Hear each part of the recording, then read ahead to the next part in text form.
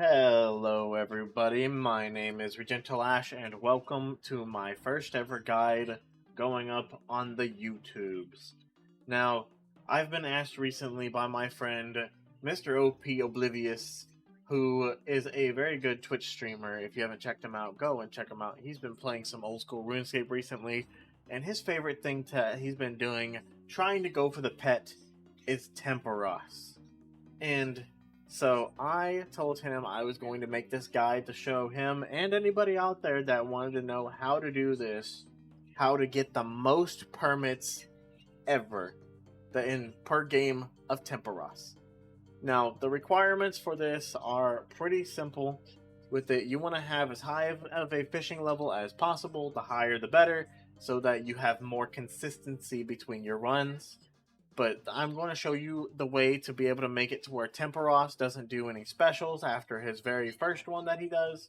I'm going to show you how to get the most points, which is the cooking and firefighting method. And I'm going to give you all the detailed information for that. Now, it is recommended before you even go and do this, if you can, to have done lunar diplomacy.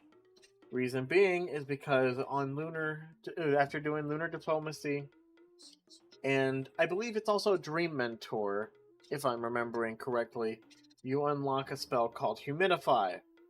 The reason why you want to do this is because Humidify, it fills up anything that you can have filled with water. And so, since we're going to be doing the firefighting method, you do need as many things of water as possible. So if we were to cast the Humidify spell, all of our buckets are filled with water, again, for what we're needing to do.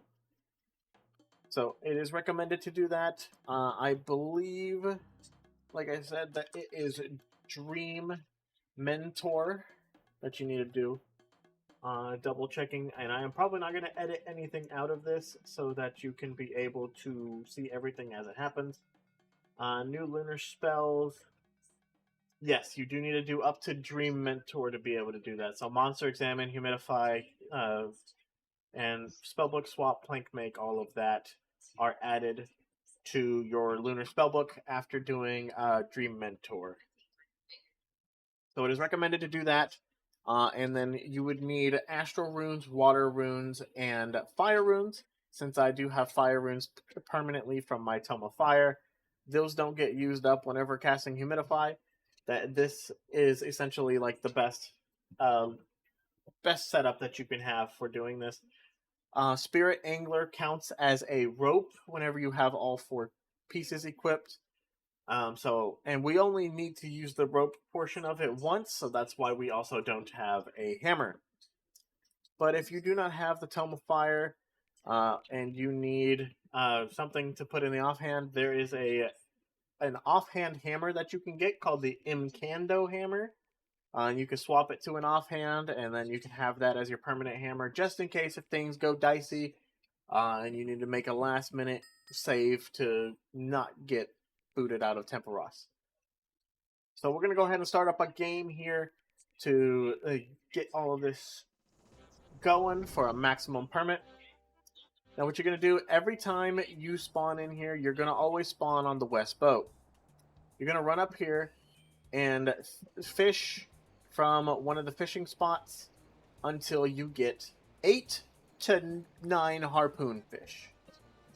If you are using the Dragon Harpoon and you are not 99 fishing, you want to go ahead and use the boost as soon as you start up here, or as soon as the first double fishing spot occurs.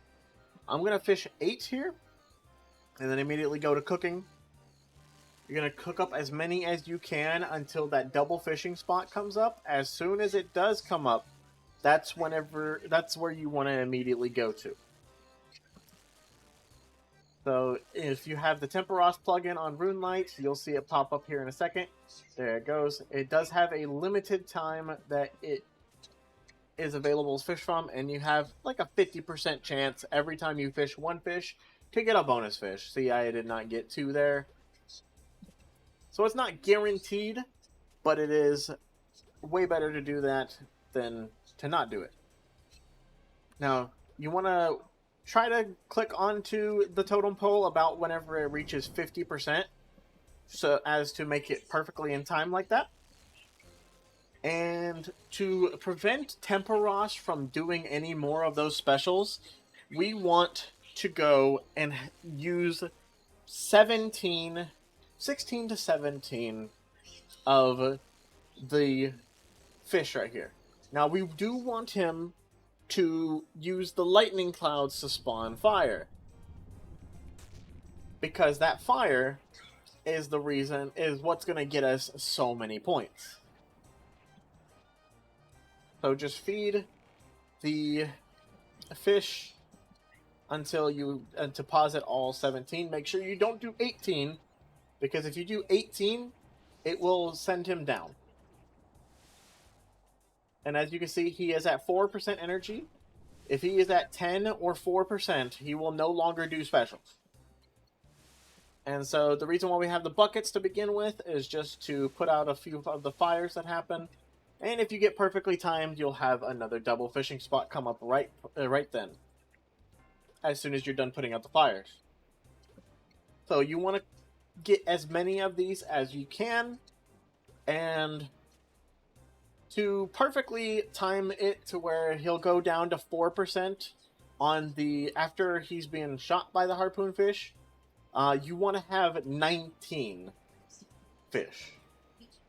Now, if you were to do 20, then that the first one that you put in takes him down, and then the second one is nulled, and then there's 18 more after that point.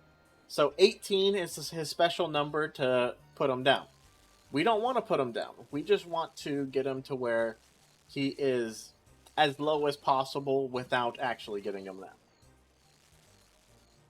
So we'll just continue cooking until we cook up to 19, just so, again, if in case you do send that 20th one, if you cook 19, that 20th one will put them down to 1%, and you don't mess up the method. Now, this entire time that we are doing this, the storm intensity is one thing that you want to take a look at. If the storm intensity gets anywhere about 91, 92%, you want to immediately run up here and start putting in the fish. Because that is like the perfect timing to get that single fish to hit Tempoross without sending you out of the minigame. And you want to deposit all 19 fish first, and then as soon as you have deposited the 19, run and start harpooning the spirit pool to attack him.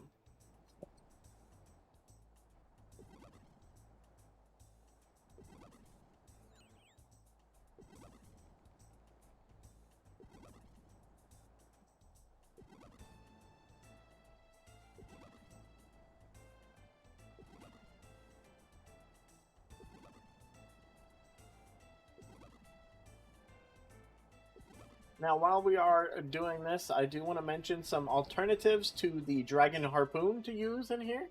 If you do not have the Dragon Harpoon, the alternatives for doing instead of using the Dragon Harpoon would be the Barbtail Harpoon.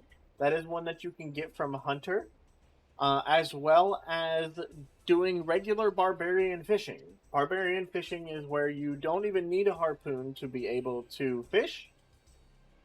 So that is better than using a regular harpoon, I do believe, if my memory serves me correctly.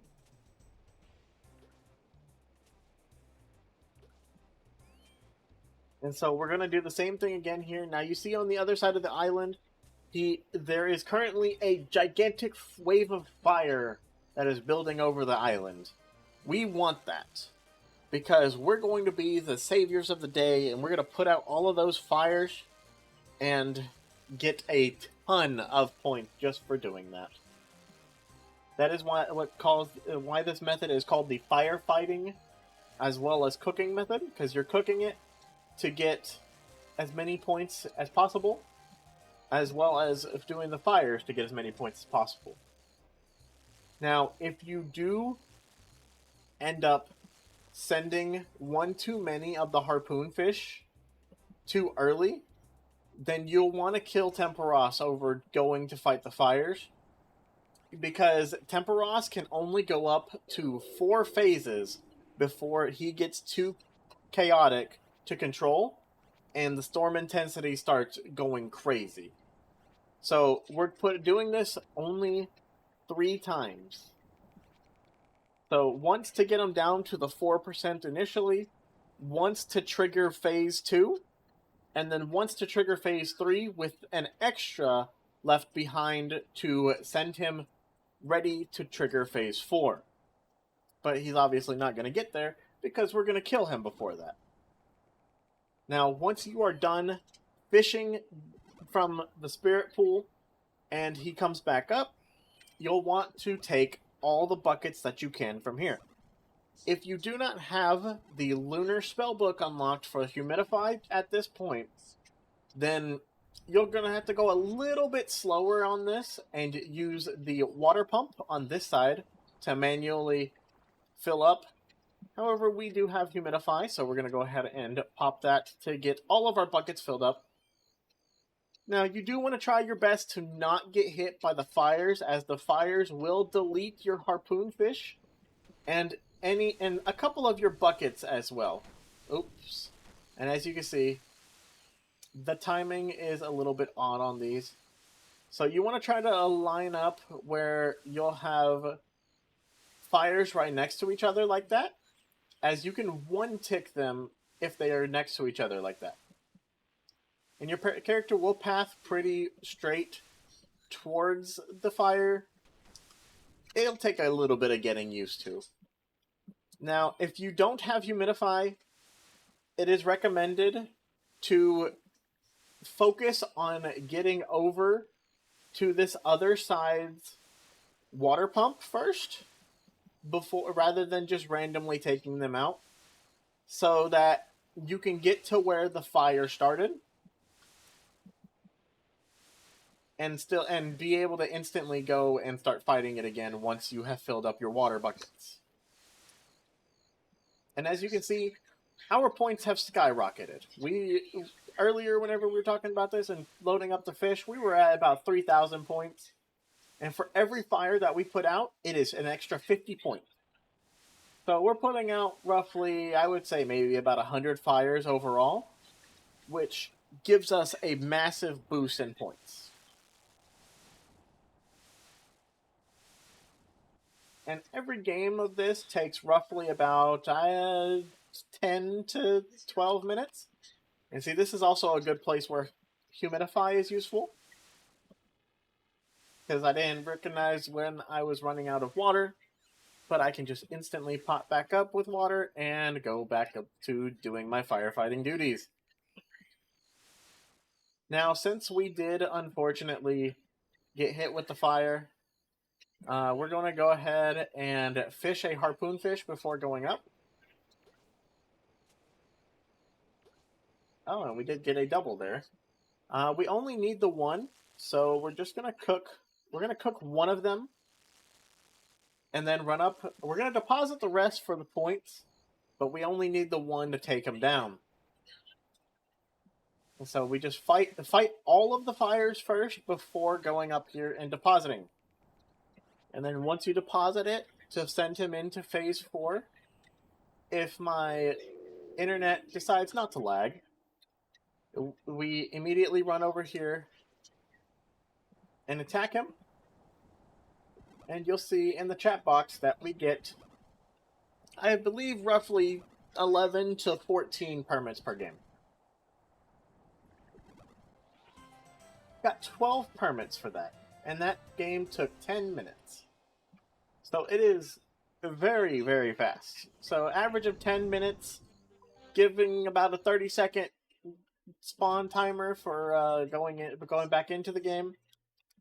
You make about roughly almost 60 permits an hour, which is really fast compared to if you're doing the mass worlds. I believe it is like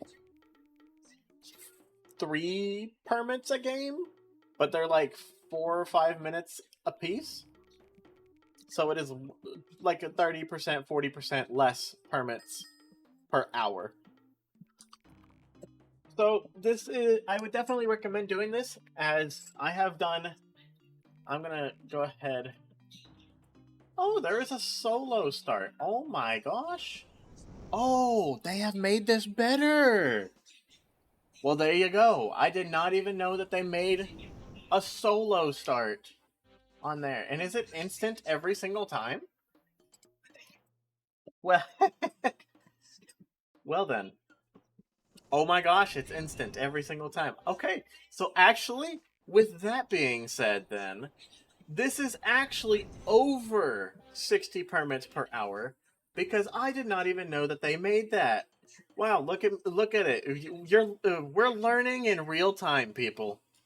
So if you're doing this method, change your left click by holding shift and swapping left click to the solo start to increase your permit gains even faster.